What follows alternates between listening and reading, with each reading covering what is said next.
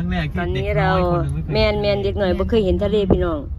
อยู่ในช่องของติมพุสมาคือเก่าเหมือนเดิมพี่น้องค่ะเด็กหน่อยมาทะเล นั่นผู้สาวอีกแล้วนะ คิดถึงพี่เนนนี่จังเลยพี่เนนนี่ไม่น่าจะป่วยไม่น่า ไม่ได้มาทะเลน้ำ ไม่น่า มันจะ เล มี ย บอกจอดรถบนสู เขาไม่ให้จอดเราต้องหาวน ทะเล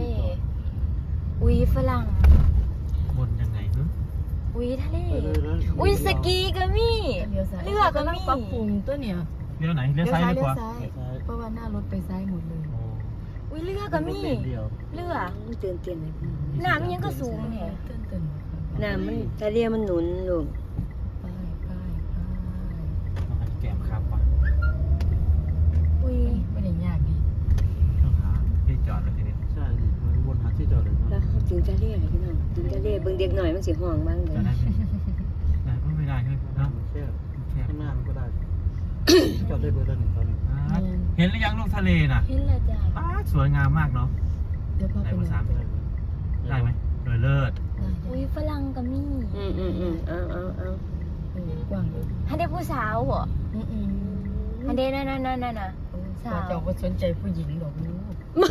สองใจผู้ชายบอก แก้มกระเป๋าคักจะเอาเมียอยู่ แล้วฉีดเดียดผู้หญิง ทีเดียวเท่าอีนั่งอยู่นะ โอ้ที่สามบ่ ถ้าได้ไม่ลง โอ้ย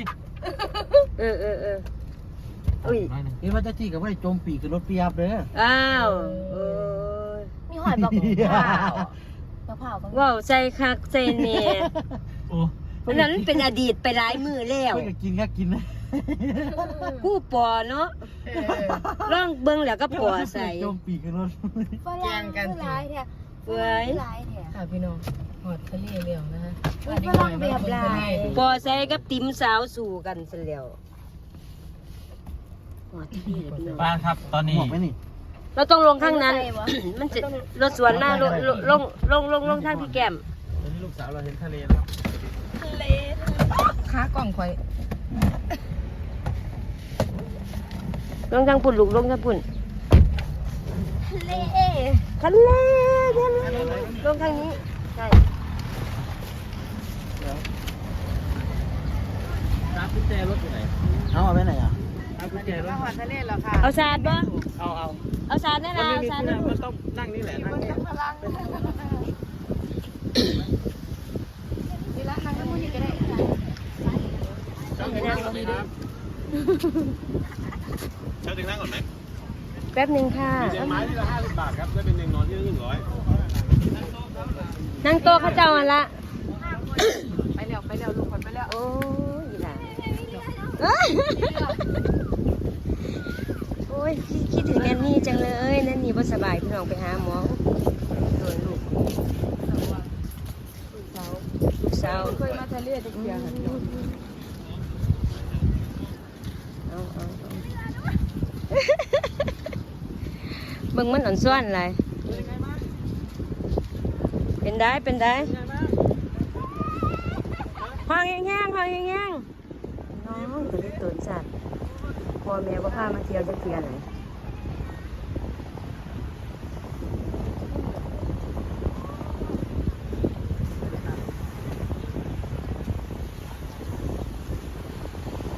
หอดแล้วพี่น้องหอดแล้ว โอ้ยแดดกว่าเสียมห่วงใจกะไก่โอ้ย โอ้ยเด็กหน่อยบ่เคยพอทะเล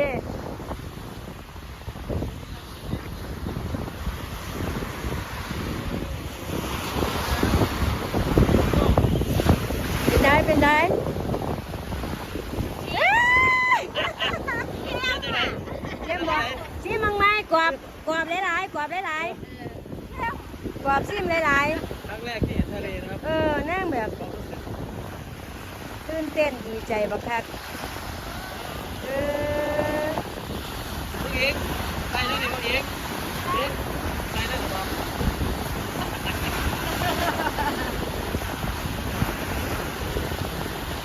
ถ้าไปนั่งโต๊ะถามไหม ไปจองเป็นเพื่อนกันไป จะเอาตัวนอนเนอะตัวบนนอนตัวละ50 บาทเอาตัวนางเนี่ยไม่ยังละลูกหันเอาตัวบนนอนมันขี่แหงเขาตี มันขี้แหงบ่ลูกโอ้ยย่านนี่คือก้อนขี้แหงเขามากับแม่นมแก้มแม่นมติ๋มแล้วก็พ่อนมการชายแล้วก็พี่เลี้ยงนะคะพระพี่เลี้ยงไปแล้วไปจองตัวแล้วพี่น้อง จำตัวแล้วเป็นยังไงลูกดีใจไหมวันบอกมาเรื่อยๆเลยถ้ามันหลังมันขึ้นมาด้วยมาอาบ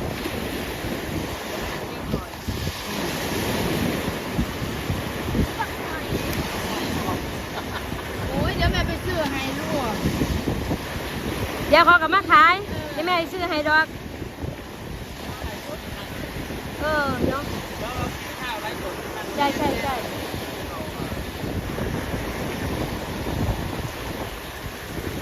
ตำเสียก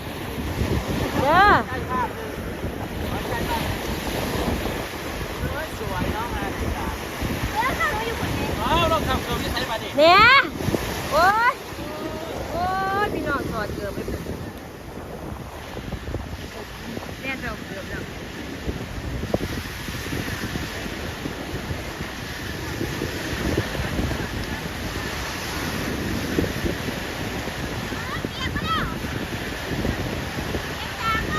ฮะ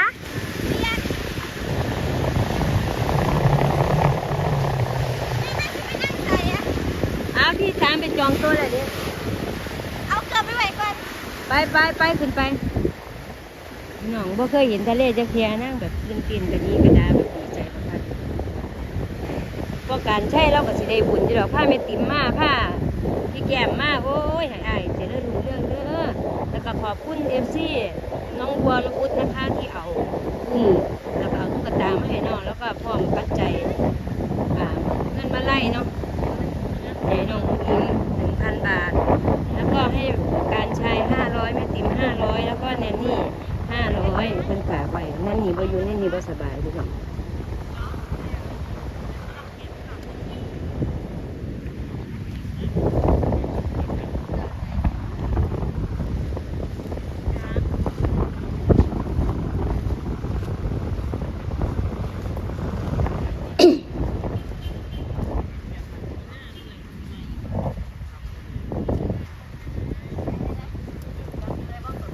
ไปใช้บัตร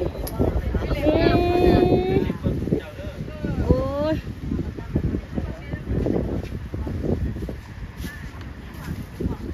เอาถากระเป๋าเนี่ย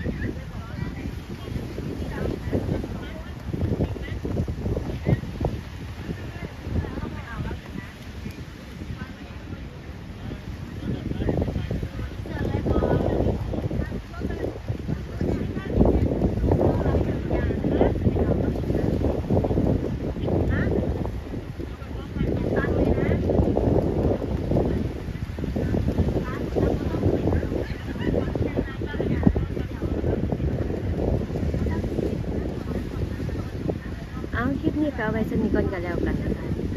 อย่าลืมนะคะอย่าลืมกดไลค์กดแชร์นะคะ